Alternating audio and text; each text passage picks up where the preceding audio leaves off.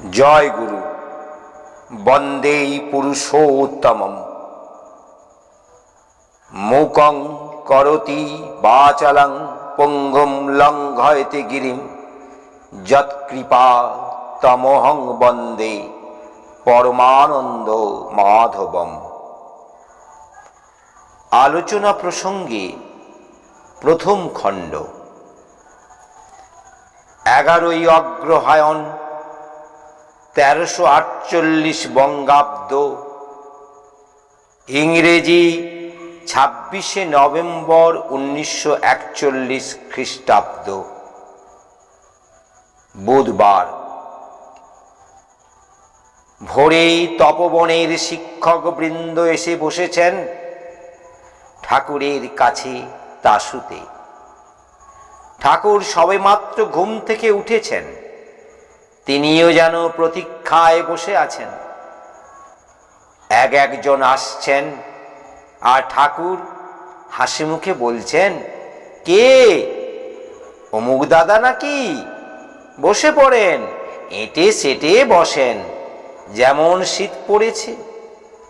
বৃদ্ধ কোনো দাদাকে হয়তো বলছেন, দাদা আমার চ্যাংড়াদেরও হার মানিয়েছেন, এই শীতের মধ্যে হনন করে চলে এসেছেন, আপনি যেন দিন দিন ইয়ং হয়ে উঠেছেন। ইষ্টে নেশা থাকলে অমনি হয়। দেখতে দেখতে যেন একটা প্রাণবন্ত স্ফূর্তিময় অন্তরঙ্গ আবহাওয়ার সৃষ্টি হয়ে উঠল। ধীরে ধীরে আলাপ আলোচনা ও প্রশ্নোত্তর শুরু হলো। ইন্দুদা বললেন, বোরিংয়ের ছেলেদের কি সিঙ্গেল সিটেড রুম, একজন থাকার মতো ঘর করা ভালো? ঠাকুর বললেন, একলা থাকা সোশিয়াল হয় না, অর্থাৎ সামাজিক হয় না। কনফ্লিক্ট, সংঘাত কম হয়, তাই কনফ্লিক্ট অ্যাডজাস্ট, সংঘাত নিয়ন্ত্রিত করার ক্ষমতাও বাড়ে না। ওতে বুদ্ধি ও ইচ্ছা শক্তিও ক্ষুণ্ণ হয়। অন্তত 3 জন থাকা দরুন থাকা ভালো, 2 জন থাকাও সুবিধাজনক নয়। 2 জনের মধ্যে পারস্পরিক গোপন গলদ ঢুকতে পারে।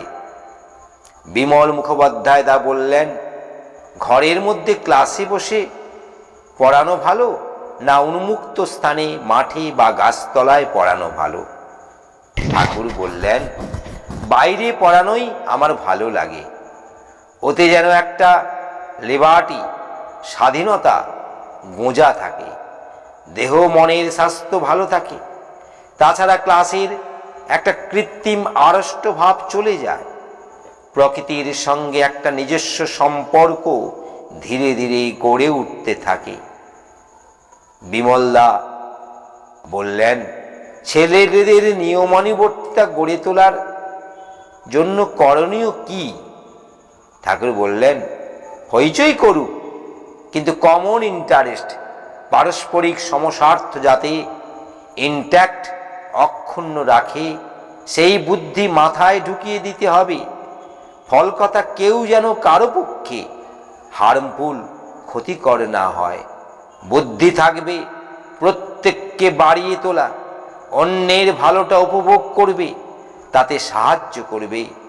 ইনফিরিয়রিটি, হীনমন্যতা থাকলে জেলাসি, ঈর্ষা প্রবল হয়, আর তাতে মানুষ নিজেও সুখী হয় না, কাউকেও সুখী করতে পারে না।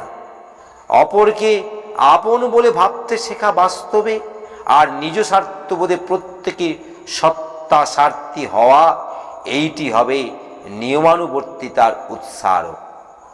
উছল প্রাণ চঞ্চল্য নিয়ে তখন তারা অসুবিধা বা বিশৃঙ্খলার কারণ হবে না। আর কমন ইন্টারেস্ট, পারস্পরিক সমস্বার্থ সম্বন্ধে এই সেন্টিমেন্ট বোধানুকম্পিতা গজায়। কমন আইডিয়ালে, এক আদর্শে অ্যাডারেন্স, অনুরাগের ভিতর দিয়ে। শিক্ষক যত ইষ্ট প্রাণ হবেন কর্মিষ্ঠ তপস্যায়, ততই এটা ছাত্রদের ভিতর সঞ্চারিত হবে। ডিসিপ্লিন, নিয়মানুবর্তিতার মূলে হলো ডিসাইপলশিপ, শিষ্যত্ব। নগেন বসুদা বললেন, শাসন কেমন করে করতে হয়। শাসন মানে মারধর নয়, সংযমন নিয়ন্ত্রণ করা। শিক্ষকের প্রতি যদি ছাত্রের টান থাকে, তখন তিনি অসন্তুষ্ট হবেন।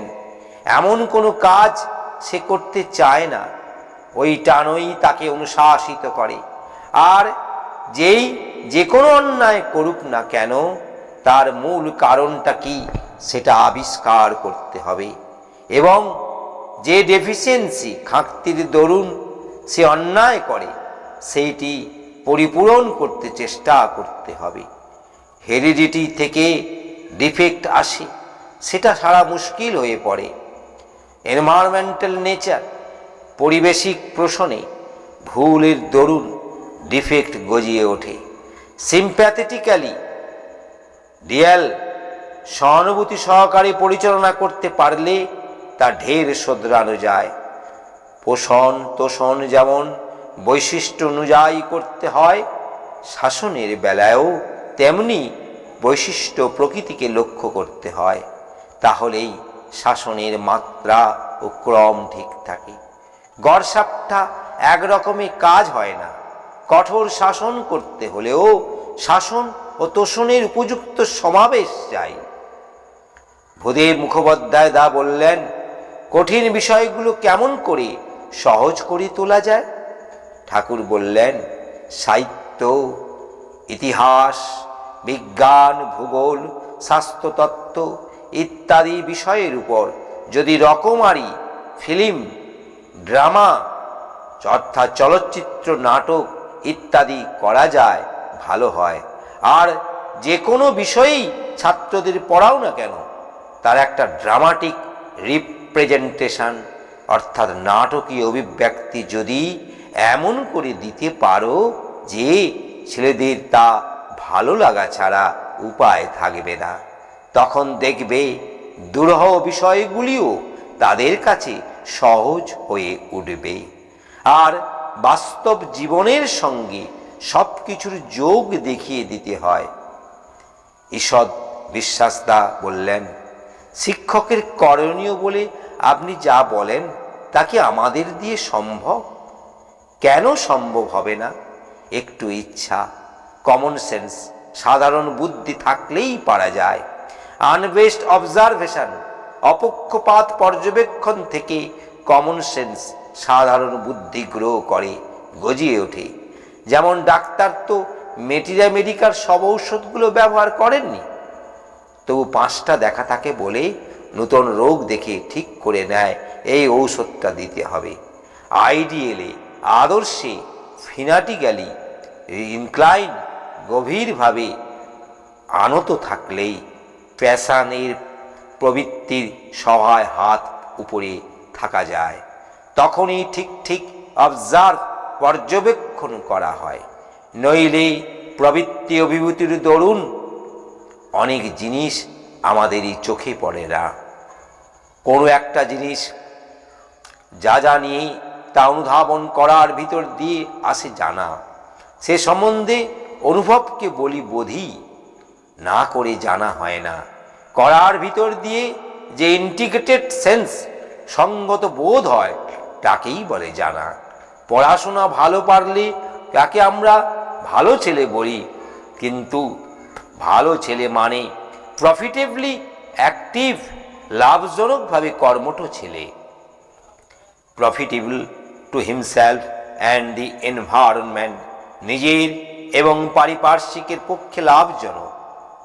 ধৈর্যটি নিয়োগীদা বললেন, নিউটনের মাথায় এলো, ফল পড়ে কেন, অন্যর মাথায় এলো না কেন? ঠাকুর বললেন, ইনকুইজিটিভ, সন্দেহস্যু থাকা অ্যাক্টিভ ব্রেনের, সক্রিয় মস্তিষ্কের লক্ষণ। সন্দেহস্যু হলে অমন হয়, যার যেমন ইন্টারেস্ট অর্থাৎ ভালো লাগা, তার অনুসন্ধিৎসাও তেমনি। একজন হয়তো একদিকে অন্তরাশী, অনুসন্ধিৎসু হয়ে থাকে, অন্য দিককার ঘটনা তার নজরে পড়ে না। অনেকের অনুসন্ধিৎসা আদবেই বিশেষ দেখা যায় না, ক্যালাস, বধিন হয়ে থাকে। তারও কারণ দেখা যায়, তাদের সন্ধিৎসু ঝোঁক কোথাও হয়তো থ্রাসিং, আঘাত পেয়ে বুঝে গেছে। হেরিডিটির ভিতর দিয়েও আবার ক্যালাসনেস, বোধহীনতা ট্রান্সমিটেড, সঞ্চারিত হয়। তারও মূলে অনেক সময় থাকে পিতৃপুরুষের জীবনে পারিপার্শ্বিক সংঘাতে সন্ধিৎসার অপমৃত্যু। ব্রজেন চট্টোপাধ্যায় অসুস্থ, তাই ঠাকুর দেবী চক্রবর্তীকে পাঠিয়ে তার খবর নিলেন। প্রফুল্ল জিজ্ঞাসা করলেন, আমাদের এই আন্দোলনে ঋত্বিকদের দায়িত্ব তো সবচেয়ে বেশি, কিন্তু অধিকাংশ মানুষ এতই প্রবৃত্তি ঝোঁকা যে আমরা তো তাদের পথে আনতে পারছি না, এর প্রতিকার কি? ঠাকুর বললেন, ঋত্বিকরা হলো মেসেঞ্জার অব দ্য লর্ড, প্রভুর বার্তাবহ। তারা যদি ইষ্টের সঙ্গে ইনটিউন, একতান থাকে, তখন এমনতর একটা মাইক্রোফোনিক অ্যাডজাস্টমেন্ট, সূক্ষ্ম শব্দ শ্রবণযন্ত্রের মতো সমাবেশ হয় যে ওই ইষ্টানুক প্রেরণাই যেন রাস ঠেলে দিতে থাকে। যেখানে যেমন চলা, বলা, ব্যবহার প্রয়োজন, সেখানে নিখুঁতভাবে তেমনতরই হতে থাকে। তখন তারা অসম্ভবকে সম্ভব করে তুলতে পারে। যত বেয়ারা মানুষই হোক, বাঁচার ক্ষুধা সবারই আছে। কামুকও কামের সেবা করে সে বাঁচতে চায়, সেও মরতে চায় না। লোভী খেতে যেমন চায়, বাঁচতেও তো চায়। বেঁচে যদি না থাকে, খাবে কি করে? বাঁচার আকুতি হলো কমন বেসিস, সাধারণ ভিত্তি। ওর উপর ভর দিয়ে তার প্রবৃত্তি মাফিক টোপ ফেলে সেই সূত্রের ভিতর দিয়ে তাকে ইষ্টানুক নিয়ন্ত্রণে নিয়ন্ত্রিত করেই হোক আর যে করেই হোক, তাকে ইষ্ট বিষয়ে অনুরক্ত এবং প্রত্যয়শীল করে তোলাই ঋত্বিকের পারগতার মাপকাঠি। ছলে বলে কলে কৌশলে যেমন করেই হোক, মানুষকে মঙ্গলের পথে যুক্ত করে তুলতে হবে। শুধু ভালো মানুষ হলেই চলবে না, কুশল কৌশলী হওয়ারও প্রয়োজন আছে। যার মধ্যে যে রাস্তা দিয়ে ঢুকতে হয়, তার মধ্যে সেই রাস্তা দিয়েই ঢোকা লাগবে। এর কোনো ধরা বাঁধা পথ নেই। তবে এক এক কমপ্লেক্সের অর্থাৎ প্রবৃত্তির উপর দাঁড়িয়ে এক এক শ্রেণী হয়। তার মধ্যে আবার কত রকমারি থাকে। কোন শ্রেণীর লোককে কেমন করে পরিচালনা করলে সহজেই তার ভিতরে প্রবেশ করা যায়, সেটা করতে করতে বোধ করা যায়। যাজনের আগে পরে বিশ্লেষণ করতে হয়, মহড়া দিতে হয়। কোন ধরনের লোকের সাথে কেমনভাবে কি বলা উচিত, মাথায় ওই ধ্যান লেগে থাকা চাই। আর সব বিষয়ে ভালো করে পড়াশোনা করে ঢাল তরোয়াল ঠিক রাখা লাগে। এটাই ঋত্বিকদের বোঝা উচিত। জয় গুরু, বন্দে পুরুষোত্তম।